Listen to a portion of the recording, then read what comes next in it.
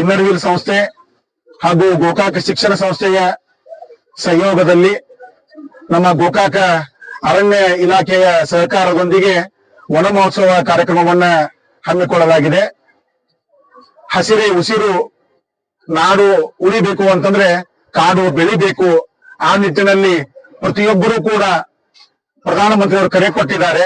ನಿಮ್ಮ ನಿಮ್ಮ ತಾಯಂದಿರ ಹೆಸರಿನಲ್ಲಿ ಒಂದೊಂದು ಮರವನ್ನಾದ್ರೂ ನೀವೆಲ್ಲರೂ ಕೂಡ ನೆಡುವಂತಾಗಬೇಕು. ನಾವು ಯಾವ್ದೀಗ ಗ್ಲೋಬಲ್ ವಾರ್ಮಿಂಗ್ ಅಂತ ಹೇಳ್ತಾ ಇದ್ದೀವಿ, ಮಳೆ ಕಡಿಮೆ ಆಗಿದೆ ಅಂತ ಹೇಳ್ತಾ ಇದ್ದೀವಿ, ಅದಕ್ಕೆಲ್ಲಕ್ಕೂ ಕೂಡ ಈ ಒಂದು ಗಿಡಗಳ ಕಡಿಯುವಿಕೆನೇ ಕಾರಣವಾಗಿದೆ. ಆ ಉದ್ದೇಶದಿಂದ ನಾವು ಇನ್ನೂ ಹೆಚ್ಚು ಗಿಡಗಳನ್ನ ಬೆಳೆಸಬೇಕು ಅನ್ನುವಂತ ನಿಟ್ಟಿನಲ್ಲಿ ಇವತ್ತು ನಾವೆಲ್ಲರೂ ಕೂಡ ಇಲ್ಲಿ ಸೇರಿದ್ದೇವೆ. ಇವತ್ತು ಈ ಒಂದು ಕಾರ್ಯಕ್ರಮದಲ್ಲಿ ಉಪಸ್ಥಿತಿರುವಂತಹ ಎಸಿಎಫ್ ಆದಂತಹ ತೇನಿಗಿ ಅವರಿಗೆ ಎಲ್ಲ ಸಂಸ್ಥೆಗಳ ಪರವಾಗಿ ಹಾರ್ದಿಕವಾದಂತಹ ಸ್ವಾಗತವನ್ನ ಕೋರ್ತೇನೆ. ಅದೇ ರೀತಿಯಾಗಿ ಆರೋಗ್ಯವಾದಂತಹ ಸಂಜೀವ್ ಸಂಸ್ಕೃತಿ ಅವರಿಗೂ ಕೂಡ ಆತ್ಮೀಯವಾದಂತಹ ಸ್ವಾಗತವನ್ನ ಕೋರ್ತೇನೆ. ಪ್ರಾಚಾರ್ಯರಿಗೂ ಕೂಡ ಆತ್ಮೀಯವಾದಂತಹ ಸ್ವಾಗತವನ್ನು ಕೋರ್ತೇನೆ. ನಮ್ಮ ಅರಣ್ಯ ಇಲಾಖೆಯ ಎಲ್ಲ ಸಿಬ್ಬಂದಿಯವರಿಗೆ, ರೋಟರಿ ಸಂಸ್ಥೆ, ಇನ್ನರ್ ವೀಲ್ ಸಂಸ್ಥೆ ಎಲ್ಲ ಪದಾಧಿಕಾರಿಗಳಿಗೆ, ಎಲ್ಲ ಸದಸ್ಯರುಗಳಿಗೆ, ಈ ವಿದ್ಯಾಲಯದ ಎಲ್ಲ ಶಿಕ್ಷಕ ವೃಂದದವರಿಗೆ ಹಾಗೂ ಎಲ್ಲ ವಿದ್ಯಾರ್ಥಿಗಳಿಗೂ ಕೂಡ ಆತ್ಮೀಯವಾದಂತಹ ಸ್ವಾಗತವನ್ನು ಕೋರ್ತಾ, ಈಗ ತೆರಿಗೆ ಸಾಹೇಬರು ನಮ್ಗೆಲ್ಲರಿಗೂ ಕೂಡ ಈ ಒಂದು ಪರಿಸರದ ಕುರಿತಾಗಿ ಒಂದೆರಡು ಮಾತನ್ನು ಹೇಳ್ಬೇಕಂತ ಹೇಳಿ ಅವ್ರಿಗೆ ವಿನಂತಿಸ್ಕೊಳ್ತೇನೆ. ಈ ಒಂದು ವನ ಮಹೋತ್ಸವ ಕಾರ್ಯಕ್ರಮ Rotary club Belagavi, inner wheel ಸಂಸ್ಥೆ, ಜೆಎಸ್ಎಸ್ ಕಾಲೇಜ್ ಹಾಗೂ ನಮ್ಮ ಅರಣ್ಯ ಇಲಾಖೆ ಸಹಯೋಗದಲ್ಲಿ ಇವತ್ತು ಒಂದೇನು ನಾವು ವನ ಮಹೋತ್ಸವ ಕಾರ್ಯಕ್ರಮವನ್ನ ಮಾಡ್ತಾ ಇದೀವಿ. ಇದರ ಹಿನ್ನೆಲೆ ಹೇಳ್ಬೇಕಂದ್ರೆ ವನ ಮಹೋತ್ಸವ 1950ರಲ್ಲಿ KM ಮುನ್ಷಿ ಅಂತ ಹೇಳಿ ಒಬ್ರು ಮಿನಿಸ್ಟರ್ ಈ ಕಾರ್ಯಕ್ರಮವನ್ನು ಪ್ರಾರಂಭ ಮಾಡ್ತಾರೆ.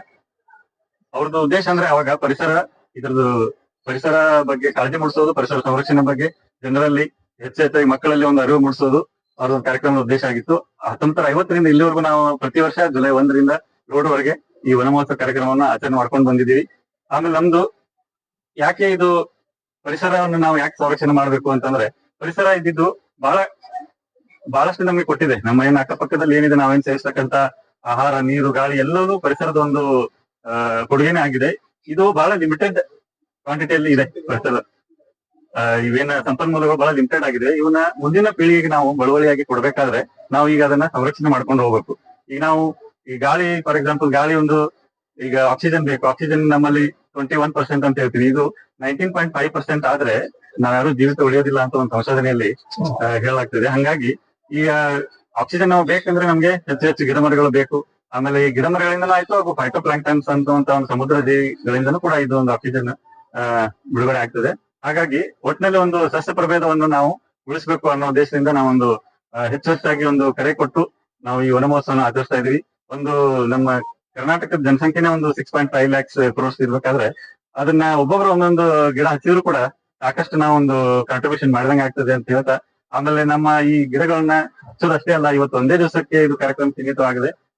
ವರ್ಷವಿಡೀ ಒಂದು ಗಿಡಗಳನ್ನ ಹಚ್ಚೋದಾಗ್ಲಿ, ಒಂದು ಸಂರಕ್ಷಣೆ ಮಾಡೋದಾಗ್ಲಿ, ಆ ಕಡಿಯೋದ್ರ ಬಗ್ಗೆ ಜನರಲ್ಲಿ ಒಂದು ಅರಿವು ಮೂಡಿಸೋದಾಗ್ಲಿ, ಅಂತ ಒಂದು ಕಾರ್ಯಕ್ರಮಗಳು ನಡಿಬೇಕು. ಹೆಚ್ಚೆಚ್ಚಾಗಿ ನಾವೆಲ್ಲ ಅದರಲ್ಲಿ ಭಾಗಿಯಾಗ್ಬೇಕು. ಮುಂದಿನ ಪೀಳಿಗೆಗೆ ಒಂದು ಅರಣ್ಯ ಅಥವಾ ಒಂದು ವನ್ಯಜೀವಿ ಅಥವಾ ಈ ಪರಿಸರ ಒಂದು ಉಳಿಬೇಕು ಅಂತ ಹೇಳ್ತಾ ನಂಗೊಂದ್ 2 ಮಾತು.